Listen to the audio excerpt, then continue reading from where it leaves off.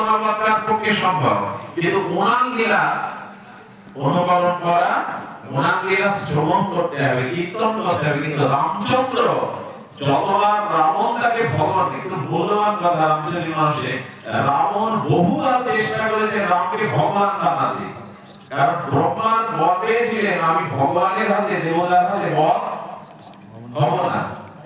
মানুষের কথাটা ব্রাহ্মণের কথাটা রাবণ অহংকারে বলেনি, কারণ যেখানে ঈশ্বর, যেখানে ভগবান দেবতা যক্ষ রক্ষ রাক্ষস মারতে পারবে না আমায়, সেখানে মানুষের কি কথা। ব্রহ্মাকে ভাগ রেখে দিয়েছিলেন। এই জন্য উনি চেষ্টা করেছেন রামকে পুরুষোত্তম ভগবান বানাতে, কারণ ওনাকে আমি যদি ভগবান রূপে প্রতিষ্ঠা করতে পারি উনি আমাকে মারতে পারবেন না। কিন্তু রাম ততবারই মানুষ হতে চেষ্টা করেছেন। অদ্ভুত কথা। তার মানে রাবণ চেষ্টা করলে আমি একটা সোনার হরিণ পাঠাই, সোনার হরিণের পিছনে নিজের স্ত্রীর কথাই যে ছুটে যায়, সে নিশ্চয়ই মানুষ ছাড়া ভগবান হতে পারবে না। এমনি সব কথাগুলো একটা মুক্তার মতো, সম্পদের মতো। রাবণ চাইছে দেবতার হাতে, ভগবানের হাতে আমার মৃত্যু নেই। তো যে ভগবান হবে সে সোনার হরিণ পিছনে ছুটবে, সোনার হরিণের পিছনে ছুটে কেউ। আর তো স্ত্রীর কথায় রাবণ চেষ্টা করতে গেলে রাম বললেন আমি নররূপে মনুষ্যর আদর্শ শিক্ষা দিতে, মর্যাদা শিক্ষা দিতে এসেছি। তাই রাবণ তুমি যত ভগবান বানাতে চেষ্টা করো, আমি মনুষ্য মর্যাদাপূর্ণ কাজ করতে এসেছিলাম। বিবাহ করলে স্ত্রীর কথাও মাঝে মাঝে আপনারা রাখলেন, নাহলে আগুন জ্বলবে। কিন্তু সোনার হরিণের পেছনে ভগবান ছুটে বলছে মাঝে মাঝে স্ত্রীদের কথাও ভুল হলেও শুনবে, নাহলে আগুন চলে যাবে। ঠিক 4 নম্বরে আগুন জ্বালাতে স্ত্রীদের কথাও মাঝে মাঝে একটু রাখতে হবে।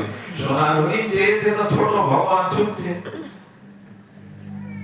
আচ্ছা, আপনি পরবর্তীতে দেখুন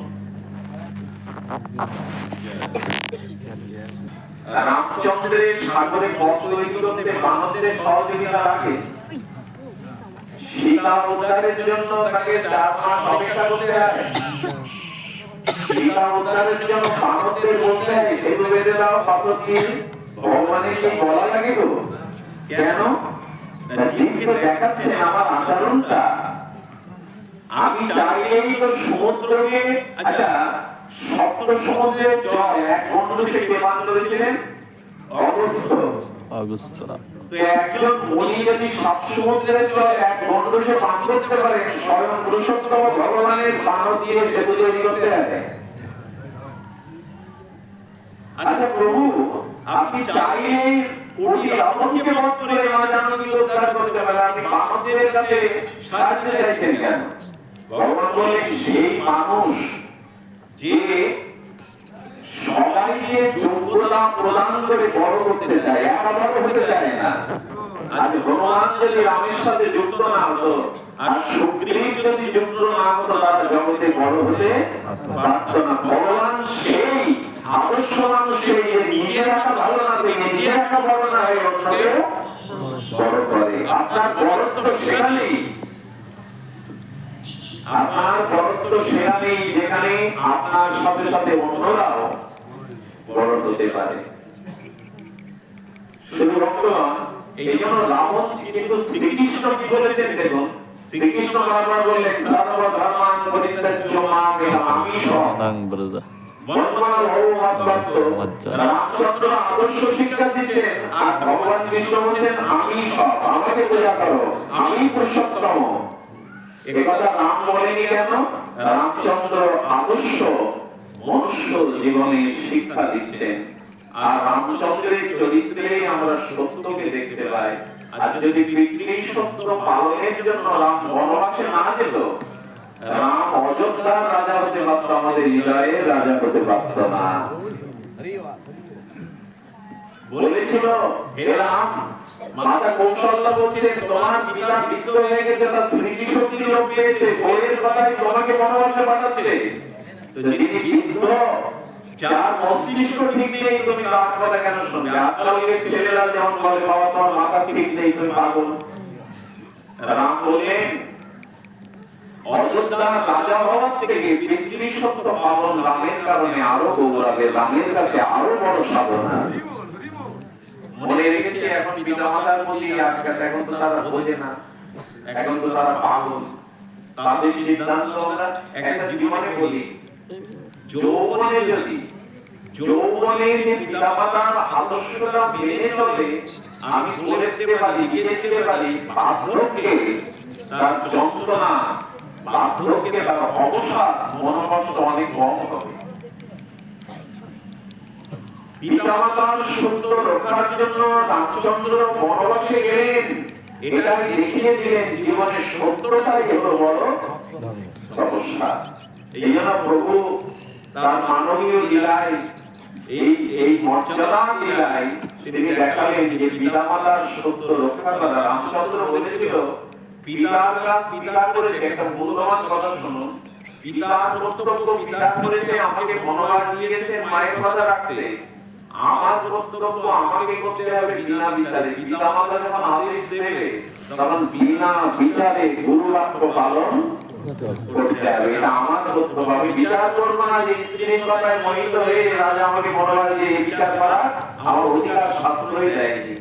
আজকাল ছেলে মেয়েরা বিচার করতে গিয়ে যে তোমার সিদ্ধান্ত ঠিক না বাবা। পুত্রের কর্তব্য পিতা মাতার কোনো সব আজ্ঞাতে বিরোধ না করা, মেনে নেওয়া। রামচন্দ্র সেটাই করেছেন। একটা অনুরোধ করব, আদর্শ মানুষ হওয়ার জন্য আপনাদের সত্যটাকে রক্ষা করতে হবে। সত্য রক্ষা যিনি করেছেন, তিনি ধর্মকে রক্ষা করেছেন। এবং সত্য মেব জয়তি, বেদ ভগবান বলে দিয়েছেন পৃথিবীতে সেই ব্যক্তি, সেই বস্তুর জয় হবে যিনি সত্যকে আঁকড়ে ধরেছেন। মন্ত্রটা কি বললেন? বেদ ওম সত্যমেব জয়তি, পৃথিবীতে সত্যেরই জয়। আজ পর্যন্ত একটা প্রমাণ নেই, ক্ষণিক বা কিছু সময় ছাড়া মিথ্যার জয় হয়েছে, প্রমাণ নেই। আমি ভালোবাসা থেকে নেমেই যাবো। পৃথিবীতে জয় যদি হয়ে থাকে, সত্যের কি হয়ে থাকে, তাহলে ধর্মের একটা পদ হলো সত্য। চারটি জিনিসের কথা বলছি। দ্বিতীয়টা হলো দয়া। আচ্ছা, বাইরের চোখের দৃষ্টিশক্তি কমে গেলে মানুষ কি লাগায়? চশমা লাগায়। চশমা যখন কাজ করে না, তখন লেন্স মনে হয় চোখে দিতে হয়। এই তো আমাদের দৃষ্টি দুটো, একটা হলো বিবেকের দৃষ্টি আর একটা হলো বাইরের চোখের দৃষ্টি। বাইরের চোখের দৃষ্টি কমে গেলে লেন্স পরা অথবা চশমা নেই, কিন্তু ভেতরের বিবেকের দৃষ্টি কমে গেলে কি চিন্তা করতে হবে? মানে ওইটাই তো প্রকৃত দৃষ্টি। তো ওটা কি লাগাতে হবে? বলেন ওটাতে দয়া লাগা। এটা যখন লেন্স লাগিয়ে আমাদের দেখতে পাচ্ছেন, অন্তর দৃষ্টিতে, বিবেকের দৃষ্টিতে আপনাকে দয়া ও লেন্সটা লাগাতে হবে। তখনই আপনার বিবেকের দৃষ্টি, বিচারের দৃষ্টি খুলে যাবে, অন্ধ হবেন না আপনি বিচারে। সেটা হলো দয়া। দয়া মানে কি জানেন? দয়া মানে একটাই, অপরের যাতে মঙ্গল হয়, অপরের যাতে কল্যাণ হয়, এই দৃষ্টিটাই রাখা। আমি একা ভালো থাকবো নয়, অপরের কিসে মঙ্গল হবে, অপরের কিসে কল্যাণ হবে, এই দৃষ্টিটা এসেছে জানবেন। তার ভেতরের দৃষ্টি কখনো সেই জ্ঞানানন্দ হবে না, বিচারানন্দ হবে না, বিবেক অন্ধ হবে না। দয়ার কথা আপনাদের কি বলবো? দয়াই ধর্ম। দয়া যার মধ্যে নাই, সে তো মানুষ হতেও পারেনি। দয়া যার মধ্যে নাই, সে এখনো মনুষ্যত্ব অর্জন করতে পারেনি। দেবতা তাদের বলে যারা দিতে পারে, অসুর তাদের বলে, দানব তাদের বলে যারা অন্যকে বঞ্চিত করে নিতে পারে। দেবতা আর অসুররা গেছে ব্রহ্মার কাছে, আপনি সব আমাদের বঞ্চিত করেছেন। অসুরদেরকেও পূজা করে